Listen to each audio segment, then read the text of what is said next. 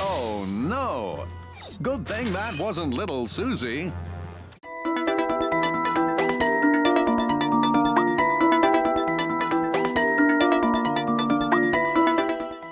So the original Ratchet & Clank came and went, and it was a pretty sweet game. Insomniac maintained their creativity from the Spyro games, and blew it up to an interplanetary adventure with a furry and a robot saving the day by blowing up everything in your path. So obviously, there had to be a sequel.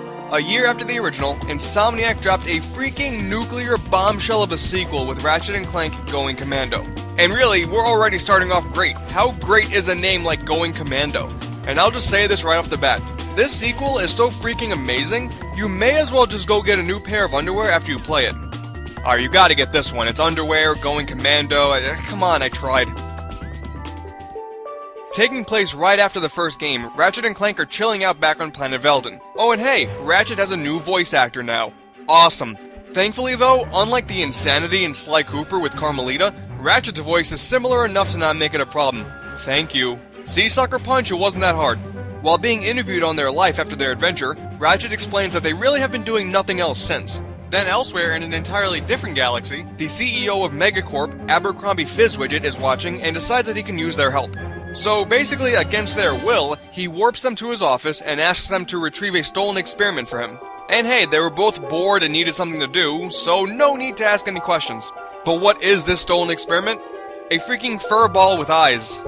It's genius. And of course, there is another power looking to get hold of that experiment instead of you. So the entire adventure is Ratchet & Clank exploring the galaxy, finally getting to the experiment before it stays in the wrong hands. And actually, I'm a big fan of how the game does the story. Hell, you don't even know why the experiment is so desired until like halfway through the game.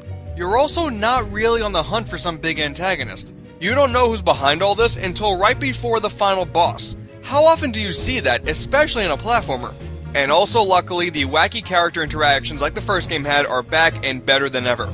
There's these scumbag-looking bikers with really soft sides, the number-crunching wrestler, the mathematician who promises to reduce you to nothing, and a pretty cool female partner with Angela Cross. And of course, the plumber is back too. And even better, the first game was entertaining, but wasn't really necessarily funny. This time around, they were aiming to be really funny, and they nailed it. Can't see my own hand in front of my face without these. No problem. And man, nearly every cutscene in this game just makes me smile. It's so good. And as far as what's happening with good old Captain Quark, he's gone through a bunch of troubles since his problems in the first adventure. But does he actually show up in this one? That's for you guys to figure out on your own. Alright, so here's the part where I'm gonna start raving like a madman. Because every single thing that was in the first game that was either awesome, good, or just okay, was done infinitely better with this sequel.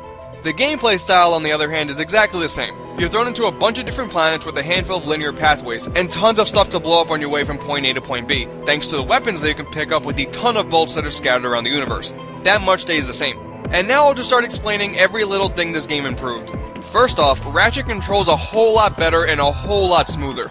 You swing your wrench faster, you can finally strafe, you can throw your wrench and move this time, and the game pauses now when you scroll through your weapons. All this makes the game feel a whole lot nicer. And then there's the weapons themselves, which, oh man, in Going Commando, by destroying enemies, the weapon you destroy it with will gain a bit of experience and level up. This right here turns the entire adventure that you thought you knew with the first game completely on its head. Not only do the weapons now have a really awesome powerful punch to make their impact feel much more massive, but the leveling up is so incredibly addicting that you'll almost start refusing to ever attack the enemies with your wrench. And the hilarious part of that is, once your weapon levels up, you'll never want to use it again. I mean, hey, you have more weapons to upgrade. Why would you use one you've already leveled up, even though it would make the game easier? That would be foolish. And to make this feature even more awesome, Going Commando features probably the best weapon lineup in the entire series, with the highest amount of awesome useful ones. Let's just start going down a list here. There's the Blitz Gun, which is a huge blasting shotgun, the Chopper that shoots ricocheting discs, the Lava Gun that shoots out a stream of lava, the Plasma Coil that shoots out a ball of electricity, the Seeker Gun that will lock onto an enemy in its path, pull back, and then blam them right in the face, and a freaking gun that turns enemies into sheep. These are so good! And of course, I can't forget the best one of all, the Bouncer. It's a gun that shoots a big ball that will explode, and shoot off multiple smaller balls that will then explode themselves. This is seriously like one of the best weapons in any video game ever. You don't know the pure unadulterated joy of using this weapon until you use it for yourself. You can also get these weapons a lot faster too, since you get a ton of bolts a whole lot faster than in the first game. And heck, there's even a special vendor that gives you a few weapons from Ratchet 1 that you can get for free if you have a far enough save file for the original. Unfortunately though, these don't upgrade, so I don't end up using them, but it's still kinda cool regardless. And then to add to all this satisfaction, there's an item called the box breaker that you can find, where you can slam on the ground and everything around you will break and just give you a ton of bolts. So good! And not only do the weapons upgrade, but you can also purchase mods like a lock-on mod and acid drop mod for most of your weapons, in exchange for platinum bolts that are hidden around the planets. This adds a good amount of customization to the formula, and a much better incentive to collect the special bolts. And not only do the weapons upgrade, but by blowing up enemies in general, you yourself will level up and gain more health. Back in the first game, you can only do this twice by purchasing health upgrades in the soda machine. Here you finally properly level up, and when you do, the screen turns white and kills all the enemies on screen and breaks all the breakable items. So good!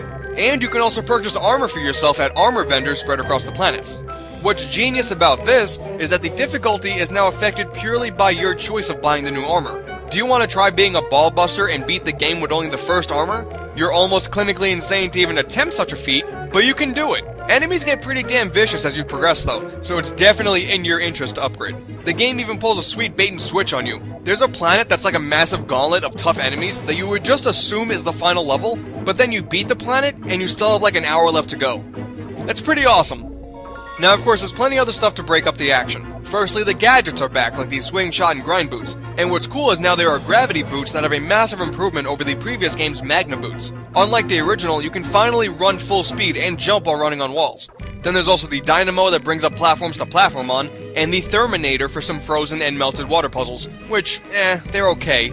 Then there are 2 different door opening puzzles this time, both of which I think are pretty awesome. Then there's a few breaks from the standard Ratchet formula. First off, you can control Clank yet again, where you pretend to be Captain Olimar and control different bots to progress through your pathway. This time though with the help of more special bots. Though these are unfortunately a bit too easy and straightforward, but these are so few and far between that I can't necessarily say it's a big problem. Then there are giant Clank fights on spherical planets which are pretty cool, if not a bit tedious. They even added 2 sandbox levels, where they throw you into an open area with 100 jewels scattered throughout. Some of them are mandatory, but the majority of them are optional for extra bolts. And honestly, these really wouldn't be that fun in the slightest if you couldn't upgrade weapons, but luckily you can, so this is pretty awesome. Then there are 3 different sub-games that Insomniac calls maxi games as opposed to mini-games. It's pretty smart. There's high-speed motorbike races, massive dogfights, and arena battles. And the races are a good amount of fun. The dogfights can be annoying beyond belief at times, and the arenas went on to become a big staple in the series. You get thrown into a, arena, and tackle multiple challenges of hordes of a bunch of enemies and bosses. And just like the sandboxes, you combine that with the awesome punch each weapon has, with the easy experience for said weapons, it's really no surprise that these ended up becoming one of the best aspects of the series. And also, the arenas and dogfights have a bunch of different challenges that are optional outside of just story progression. These are really just another opportunity to kill more time and get some more bolts. Gonna have to keep that in mind when I get to Ratchet 3. Returning from the first game is Challenge Mode, aka New Game Plus, where you play through the entire game again with all the weapons you already had. And there are 2 major improvements to this formula that make this like the greatest thing ever. Firstly, there is a bolt multiplier that upgrades as you kill enemies. And it's not like it ends off at a 5 times multiplier, it ends off at 20. It's so glorious.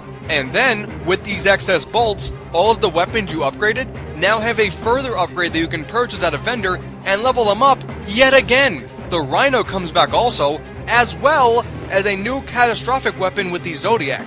This game just keeps getting better and better. But seriously, this easily makes this like my favorite game's New Game Plus ever. The pure satisfaction of bigger and louder explosions with a total overload of bolts is overwhelming. And one more thing this game does that's amazing. By getting all the weapons and mods, or by playing the game at 3 AM, there is a special teleporter that leads you to the Insomniac Museum, an area designed based off Insomniac's actual office that houses a bunch of debug and taken out content. And this has to be one of the best Easter eggs to ever be in video games. You rarely ever see games embrace its conceptual state outside of artwork. So the fact you can actually do something like access the testing level without hacking is pretty awesome. There's also a whole bunch of developers that detail a lot of these features for you, And if you saw my review of Sly Cooper and the Thievius Raccoonus, you would know that I love that sort of stuff. So as far as I'm concerned, this is a great addition to an already awesome package. And then there's the presentation, which also made some massive improvements. The different planets are a whole lot more diverse and vibrant, making the game look a whole lot better. The character animation is also a major upgrade. Back in the original, most of the scenes were just Ratchet and Clank staring at whoever they were talking to. But now characters feel a lot more fluid with their movements, making their scenes a lot more enjoyable to watch. It also helps that the game has a lot more explosions. Can't go wrong there. The music, I feel, is a lot better too. The Ratchet E style the first game had going for it is pretty much the same here. A lot of techno-y songs with heavy bass to really get you in the mood to blow stuff up. So overall, the game feels like a proper evolution from the game coming before it, so nothing to complain about there as well. Except for the kinda botched HD upgrade, where the dumb developers seriously thought it was acceptable to have Ratchet's helmet levitate over his head, and have yet to have the decency to patch it. How do you possibly go about doing that? Phew, so at this point I seriously don't have anything else I could say about Ratchet and Clank Going Commando, rather than say, it's amazing. I would honestly go that far. You have an incredibly fun adventure that barely has any hiccups, one of the best ways of incorporating New Game Plus, a great story with likable characters and cool planets, and yeah, if you couldn't already see this coming, this is definitely my favorite game in the series, by far. No competition. Going Commando, quite literally, kicks at $dollars one planet at a time. See, that's how you sell a game. And now, even though I'm obviously completely over the moon with this game, probably to an obnoxious degree at this point, I apologize, there's still of course another game in the trilogy. So next time, I'll be taking a look at the sequel, Ratchet & Clank, Up Your Arsenal. One of the best game names ever. So hopefully you guys enjoyed it, thanks for watching, and as always, I'll catch you guys next time. Ooh, I love logic puzzles. Let's see. If you break the glass with the... Solved it.